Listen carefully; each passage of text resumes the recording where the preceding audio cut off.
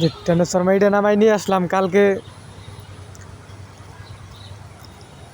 কি অবস্থা হয়ে গেছে, হরেন গাপ মরেন গাপ সব উড়ে গেছে। এই ঠান্ডা রিঙে যে কি পরিমাণ ট্রান্সফরমার যে যায়, যা বইলা বুঝানোর মতো না। আবার এই আকাশে ঠান্ডা রিঙের ভয়াবহ অবস্থা হয়ে রয়েছে।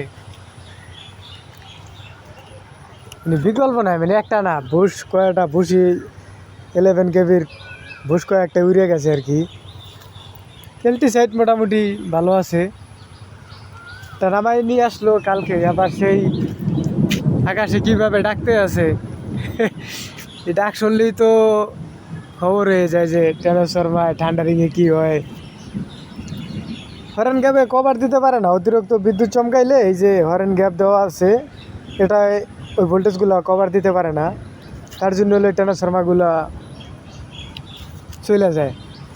আর একটা ট্রান্সফরমার গেলে কি পরিমাণ যে ঝামেলা, যা বলার মতন। একটা না একটা লোড শেয়ার করতে হয়, এ অনেক কাজ বেড়ে যায়।